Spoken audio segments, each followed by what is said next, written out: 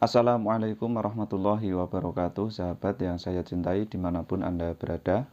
Melanjutkan menjawab pertanyaan-pertanyaan dari para sahabat ya. Kali ini kita sudah sampai di pertanyaan nomor 3, yakni kedudukan cerita Israiliyat dan isi dalam Al-Quran harus didahulukan yang mana? Ini pertanyaannya. Jika menyangkut kejadian Nabi Adam. Ini sebetulnya pertanyaannya belum detail ya, belum detail, artinya masih bisa kita bayangkan kemana-mana ini pertanyaannya. Nah kemudian kalau kita ditanya didahulukan yang mana, nah ini sebenarnya pertanyaan ini perlu dijelaskan dulu. Maksudnya didahulukan itu apa itu? Didahulukan itu apa?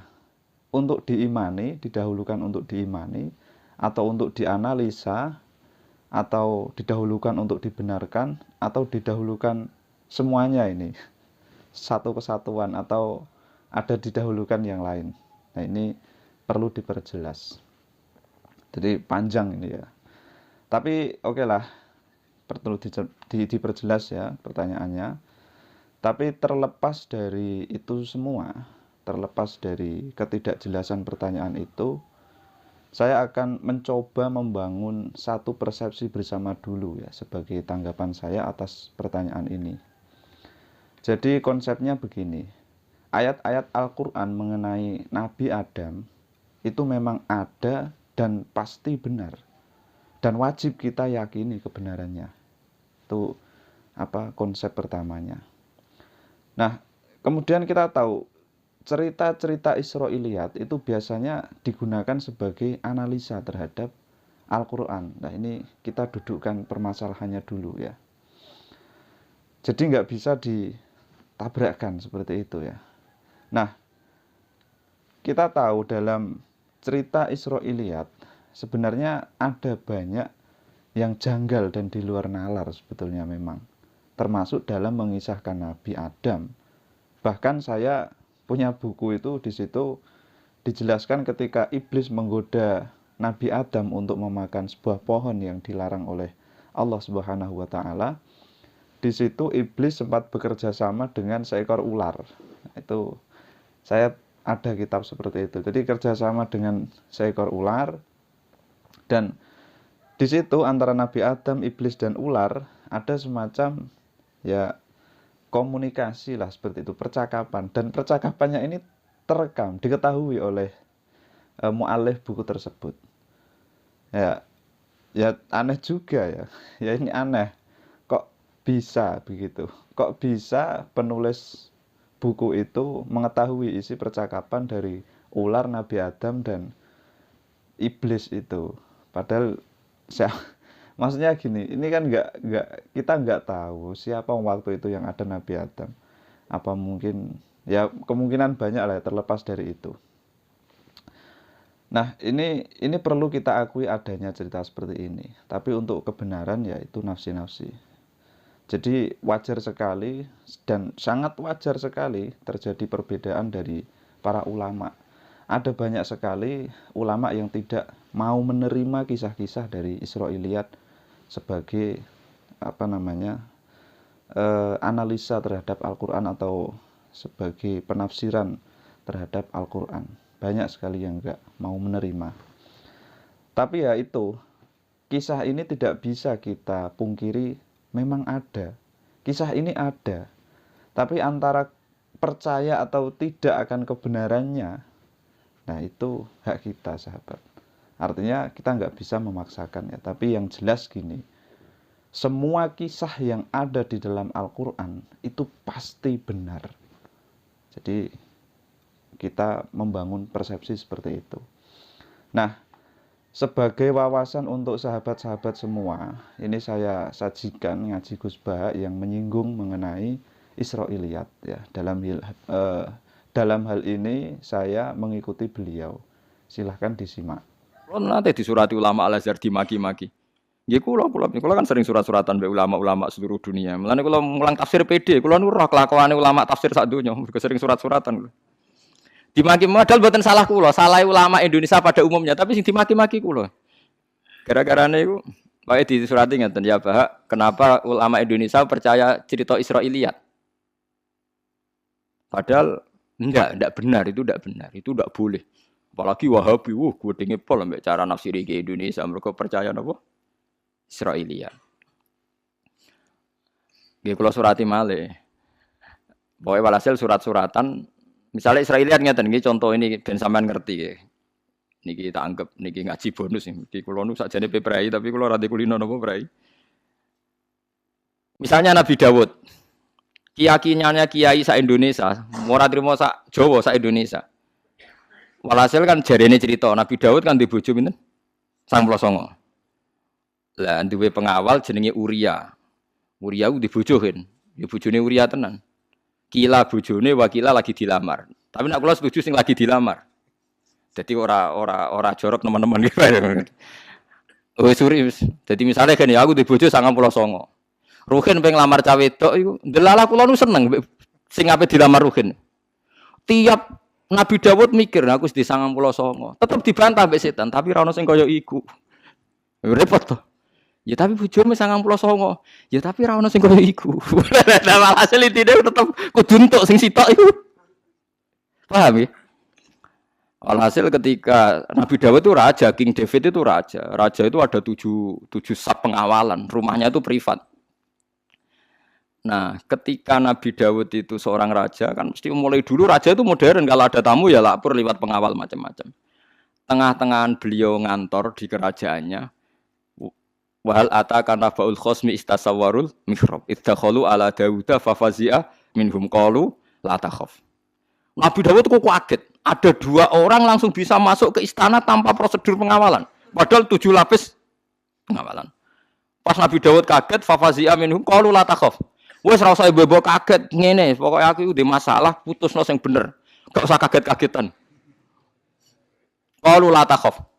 Iki pokoke ana masalah ngeten. Khosmani bagha ba'duna ala ba'din fahkum bainana bil haqqi wala tusdid wahdina ila sawais sirat. Wes ora usah bebo kaget. Iki ada masalah. Kaget gak penting. Apa masalah? Niki lho duwe wedhus 99. Niki dulurku lho, duwe wedhus 99. Inna hadza akhilahu tis'u wa tis'una naja. Niki dulurku lho duwe wedhus 99. Lho ngono kok dhe sitok wae dijaluk. Niku dolem napa mboten? Abu Daud padha wah wis dolem banget. Wah sentai dolime jare Daud. Qala laqad zalamaka bisuali najatika ilani aji. Wa inna katsiran minal khulata ila yabghi ba'duhum ala ba'din illal ladzina amanu wa 'amilus solihati wa qalilum mahum. Wah iku wis dolem banget. Wis kelakuane wong-wong fasik, wong dolem. Sing ora nglakoni iku mau soleh-soleh tok. Wis beda dekne jauh. Mun tenan dolem, yo dolem tenan ilang wong loro iku. Bareng wong loro iku ilang mikir. Lha iku ora aku. Lha iku ora aku. Lah iku mulai wadzon Dawud annama fatannahu fastaghfara rabbahu wa khara raki'am wa ana dekne langsung sujud nangis. Masyaallah kok dicontokno wedhus. Wah itu hampir semua kiai Jawa cara maknani ayat itu ya begitu maksudnya gitu. Tapi kalau orang Wahabi, orang Mekah, orang Al-Azhar itu tidak terima. Itu Israiliyat. Enggak boleh ayat itu dimaknani demikian. Matek kula niku kalau ngerubah tafsir seluruh Indonesia, iku mulai apa saja. Mulai terjemahan Jalalain iki Misbah Kiai Bisri, wong kula nggih maca kabeh Al-Iqlil, Al-Ibris, belum yang miliknya Hasan sampai milik Hamka, sampai milik Depak, sampai milik saya. Lho kula wis ngalim lah semua terjemah teng Indonesia kula waca, iki kula waca sing kira-kira rawan masalah kula wacani kabeh. Mulane kula dibedak ruhin wis kaduwen cara mlayu men watu. Mulane dene ra usah bedak. Wis taslim ya terus ngaji ngono dadi men. Enggak yang sampean dengar ceritanya kan begitu kan? Tapi orang Mekah itu tidak terima. Sehingga Al-Azhar mengeluarkan tafsir jenis Muntakhabut Tafasir. Itu hanya pakai tafsir yang bil sunnah atau bil ahadits. Saya punya Muntakhab. Semua tafsir modern saya punya. Wah, repot men. Lah padha ra roe. Lah nek padha ra roe sing penting ki aja muni makna iku cara pengiran. Maksudnya sing penting cara kula. Dadi aku ngerti tak surati. Sing muni cara pengiran kuwi sapa? Mung cara aku. Lah sampean masih bener lah kowe rawani kan muni cara pangeran. Ya ndak berani cuma berdasar hadis sahih ya padha wae, padha ra ro ya. Padha nah ya menak israr roh iku aja muni hadza hukmu walakin qulu hadza hukmu Umar. Iku arife. Kamu jangan bilang keputusan saya keputusan Allah, tapi muni keputusane Umar. Nak menawa salah iso direvisi. Paham ya nak iso salah, nak menawa salah saged napa? Direvisi. Paham ya, tapi nggih niku wau. Malane wau makna sentir wau nak menawa salah, ya muga-muga salah. Iku iso direvisi. Sing jelas ning Quran ra ono sentir. Paham sing ana mau az-zujajatu kana kaukabu. Lah dhisik agar zujajah iku sentir. Saiki wong bayangno. Tapi aja listrik sik iso wae suatu saat ana wong luwih canggih menemukan partikel apa sing luwih canggih timbang napa? Listrik. Wong listrik sik iso konslet. Hidayate apa ora iso napa? Konslet. Kan kita tidak pernah tahu. Soalnya maknanya kira-kira nuri Allah nurun ala napa. Mulane nak debat ngoten wae harus diakhiri. Pokoknya cara aku gak mungkin. Ya pun Mbah pun bar nih, pun clear nih. Nanya aku terus akhirnya debat terus dilurus. Paham gitu aja geman muni debat muni hadza hukmu wa. Kecuali yang mujma' alaih. Misalnya cara Allah puasa Ramadan wajib. Lah niku mujma' alaih. Nggih. Tapi misalnya ada orang kutub selatan kutub utara. Terus misalnya terus Ki Misbah istihad, nak cara aku posone 12 jam Gus dipadakno umume poso 12 jam. Terus ana Ki liya muni nggo ikhtiyat 13 jam. Terus ana sing Ki liya muni ora 16 jam dipadakno mbek Eropa mergo lebih dekat napa? Eropa kadang poso 16 jam. Lah ngoten niku masalah napa istihad, itu boleh beda. Lho nggih cara sampean dadi ulama ning kutub ura kutub selatan. Nggih maca takrib ning kutub ura kutub selatan nak darani ngenyek. Waktu subuh ku entek nak mletheke srengenge. Ya ora tau entek. Ora tau ana srengenge. Berarti kono salat subuh. Ora entek wektu napa? Engko cerita duhur. Duhur mulai srengenge lengser. Jare wong kutub utara, kiai iku bakas sapa wae. Srengenge ya ora ana, kok lengsere. Waktu asar entek nak srengenge surup.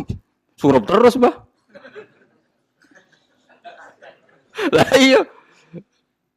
Lah iya misalnya mulane kiai-kiai Indonesia sering dinyak mbek ulama Arab. Indonesia kok pakai wong alim mergo Indonesia dilewati khatul istiwa katul istiwa. Delalah waktu salat sing ning Mekah gaya polane padha mbek ning Indonesia mergo padha-padha dilewati khatul istiwa. Dadi ana zalatis syamsu, ana gharabatis syamsu, ana talaatis syamsu. Jajal misalnya kitab takrib waca ning kutub utara. Nak ra santri ngowah-ngowah. Pak Yai ku bahas apa saja. Sering ngene ra ono. Mulane adiru aklun waladina liman la aklal. Mulane kula nate ditangkleti niku. Anggota Rabitatul Alam Al-Islam. Ya oleh takok kurang ajar tenan. Poso rata-rata kan 12 jam nggih. Anggap ae poso rata-rata 12 jam. Iku nak Mekah Indonesia kan terpaut 5 jam nggih. Mekah Indonesia terpaut 4 jam nggih, 4 jam. Nak sama Jordania itu terpaut 5 jam. Kalau nanti pas umroh 2009, terbang dari Jakarta saya ingat betul, saya terbang itu jam 1 siang. Dari Jakarta 2009 kalau umroh. Kata krunya pesawat itu di langit 10 jam. Jelas penerbangan 10 jam, berarti kan jam 2, 3, 4, 5, 6, 7, 8, 9, 10, 11. Harusnya saya masuk Arab Saudi kan jam 11 malam. Berarti kalau jam 1 misalnya kula kepengin buka, misalnya poso Ramadan, kan hanya butuh 5 jam kan? Ngono nggih. Kalau saya sudah puasa jam 1, untuk buka kan mau ngenteni 5 jam. 1 2 3 4 5 6. Setelah terbang beberapa jam, katanya 10 jam. Landing teng King Abdul Aziz itu jam 5, srengenge cek padang. Lha cara poso tak bala wa minal minkum. Cek padang sing bandara. Jare terbang wis 10 jam cek padang. Lah saiki misale ana pertanyaan fikih.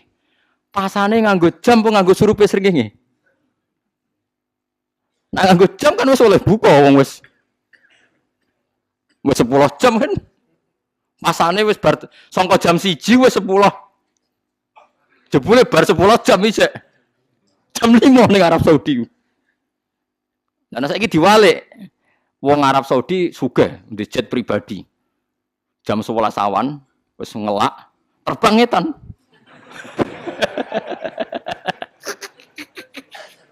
Mestinya nak jam 11 dia kan dijak butuh poso 7 jam. Andai kan dia di Arab Saudi kan kalau jam 11 masih butuh 7 jam. Terbangnya tan kacek 4 jam. Berarti 7 dikurangi 4 3 jam.